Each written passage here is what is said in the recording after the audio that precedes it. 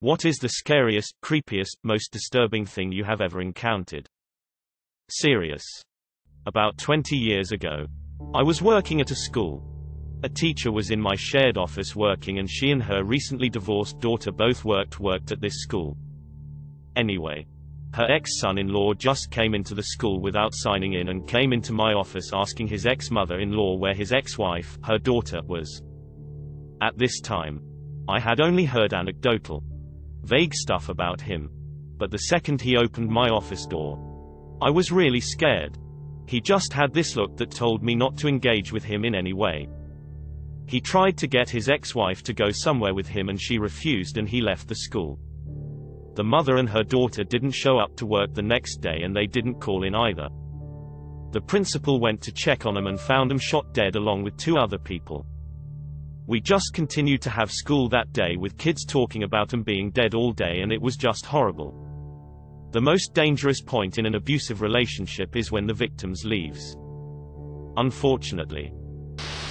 About 5 years ago, a few buddies and I went camping in Tennessee. We were on mountain bikes, so we were able to get way far out from civilization and set up camp in the middle of the woods. This was not a camping area, so we didn't run into any other people. And we were so far away from anything we didn't expect to. We all went to sleep without incident, and it was as dark can be outside with clouds blocking the moon. After being asleep for a couple of hours, I heard leaves crunching probably about 20 feet from our tent. It was obviously footsteps. I then noticed a little bit of light shining on the tent from what I assume was a flashlight. Then I hear 2 men whispering. Then I hear, "Y'all asleep in there?" My instinct was to remain completely silent, and I didn't make a sound. Eventually I heard more footsteps heading away from the tent until eventually I heard nothing again. Needless to say, I got absolutely no sleep after that, and I woke my buddies up about 10 minutes later to tell them. In the morning there was no sign of anybody. And we left quickly. Never figured it out. My mother always told me to close my window blinds as a kid before I went to sleep. I usually remembered, but one night I forgot. I woke up in the middle of the night to an old man staring through my window, smiling. We stared at each other for like 10 seconds. I calmly got out of bed and walked to my mom's room. On the way there, I passed the living room and saw someone walking past our living room windows. I went to sleep in her bed and never brought it up. As a kid, I was always terrified of looking out windows at night for this exact reason. F that. I was 21 and just moved to a college town living in my own. I noticed my AC unit was being turned off during the day. I thought maybe it was maintenance or a faulty breaker. So I talked to property management. They couldn't figure it out. I brushed it off. Then I started coming home and there was dishes I didn't remember leaving in the sink. A cereal bowl. A fork. I had a brain tumor, so I was concerned my memory was getting really bad. Then one day while I was in the shower, I thought I heard a man downstairs. I turned off my shower, froze, and grabbed a razor. I realized the door had no locks, so I braced myself against the sink and door. I held my breath and listened. I frantically texted my high school friend who lived in the unit next door. When I heard his voice, I flew downstairs and he was staring at ammunition on my carpet. Just bullets, scattered everywhere. And this began the 3-year saga of my stalker, and we made the first of multiple police calls. So while not traditionally creepy, those bullets made my skin crawl and heart sink. I knew someone wanted to hurt me and had been watching me. I was about 9 at the time and I was trying to sleep. I didn't have any curtains or any sort of window coverings. I look out my window to see a woman, grinning from ear to ear. She slowly backs away from my window. And I go ballistic and run the F out of my room. Needless to say, I slept with my parents for a few weeks afterwards. I got a short one from a while back. Maybe 8 years ago. At the time my wife was pregnant. 2 kids were in the living room with us and 2 kids were upstairs in the bedroom with the door closed. The oldest in the room with us went to microwave something and accidentally turned in the gas stove without lighting it. A half hour later we realize what happened, so I turn it off and open some windows. A few minutes later the kids from upstairs run down screaming and crying because someone was banging on their door. They thought it was me messing with them at first, so we laughed it off. Well, at first. Until they said they saw black boots and heard heavy steps in the hallway. I was downstairs the entire time. Right after they finished telling the story, the lid to the hamper came flying down the steps. No windows we open up there, and there was never any circulation through the house. We left for a while to calm them down. I know this doesn't seem serious, but when I saw like 10 raccoons and they all started chasing me all the way to my house, and I was 3 blocks away, but I ran the entire distance without stop, and after I got into my house I had a good night after that. I was at my friend's house at 9 o'clock and it was dark. When I was 16 my parents got a divorce and I went through the typical angst. Part of it was firmly denouncing religion and anything not explained by science. My mom, sister and I moved into a creepy old house where they both complained of paranormal instances, which I was quick to dismiss. I came home from a track meet around 7:30 p.m. on a Friday. When I came in I heard my sister hysterically laughing with her signature snort. I asked her, "What's so funny, Taylor?" and while barely speaking through the laughing and snorting she replied, "Just come up here. It's hilarious." I slowly walk up the creaky steps as I listen to her laugh the entire time.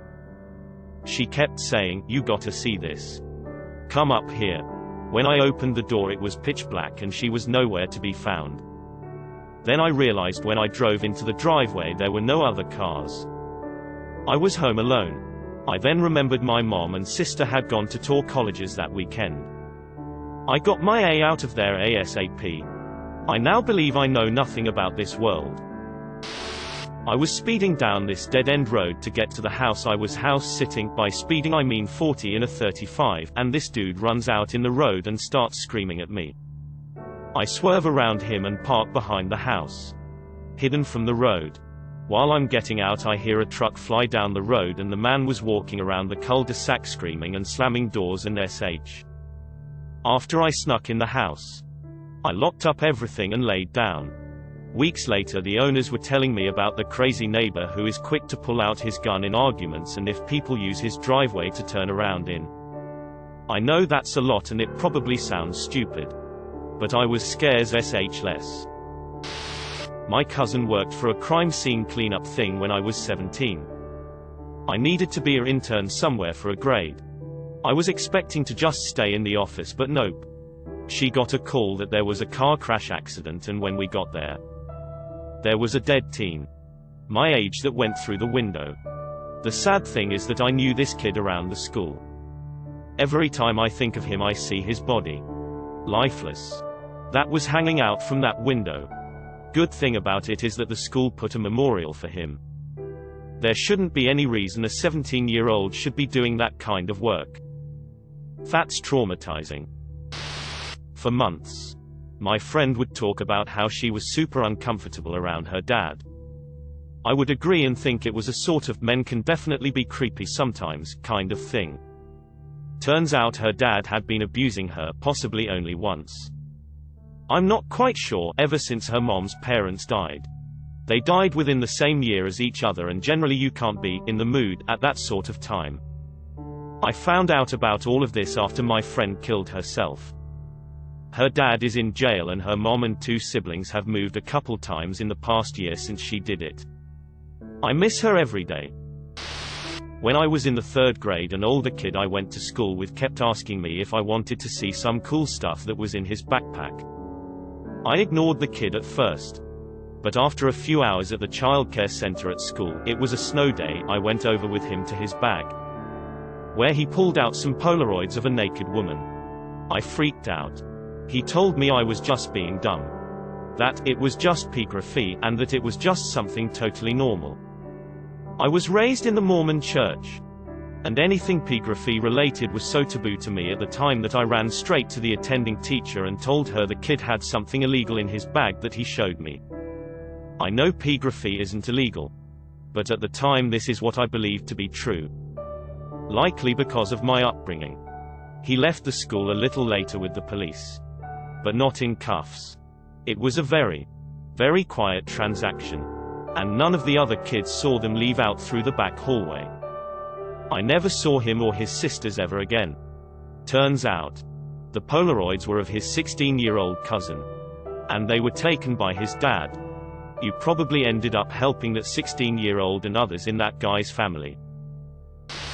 I was dropping off a rider in NJ from Manhattan and decided to pick up a couple of rides near Newark. A guy gets in my car with his family and sits in the front seat. He then turns my way and doesn't talk for like 2 to 3 minutes. I'm now officially creeped out and start thinking I should move a little faster. Then he starts to ask where I'm from. I'm instantly even more on alert and say Brooklyn. He says, "No, where are you originally from?" And I'm like, "Dude, Brooklyn." He starts getting agitated and asks, "Where are your parents from?" And I'm like, "Brooklyn." Then he screams, "Dude, where are they originally from?" And I'm now officially terrified. His daughter starts screaming in the back, telling him to stop cause he's scaring me, and to be honest, I lost all control and may have started going through reds. Not once did I even think about looking in his direction. Made a 15-minute ride in like 6 minutes, and not once was I stupid enough to mention that my family originally came from Pakistan.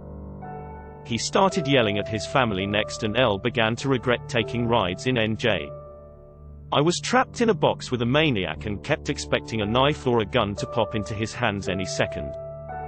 I was pretty happy when I pulled into a gated building and the police was there. I dropped him off, turned off the app and drove all the way back to the city without a rider. Lesson learned. No more driving in NJ. When I was 5 years old, I had a nightmare. In that nightmare there was a man. And he just stood there doing nothing but repeatedly saying, "You won't wake up," over and over. I was scared to the point I couldn't move. When I woke up from the nightmare, I could still see and hear my dream. He was laughing at me. I forcefully opened my eyes with my hands, but I couldn't get him out of my head. I was so frightened I was about to cry. I got up from my bed and felt my way to the kitchen where my mum was making breakfast. I tugged on her shirt and asked her to help me, but she just said, "Just open your eyes." I tried to show her my eyes were open. They are. But she didn't turn around and ignored me. Well, if Mom wasn't going to help me, then I was. I thought if I went back to sleep I could fight this laughing man for my freedom. So I went back to bed and closed my eyes. And eventually the man and his laughing faded as I counted down from 10. Immediately I ran back out to Mum, just to make sure that what happened was actually real, but she just laughed and ignored me again. To this day I have never felt so betrayed by someone.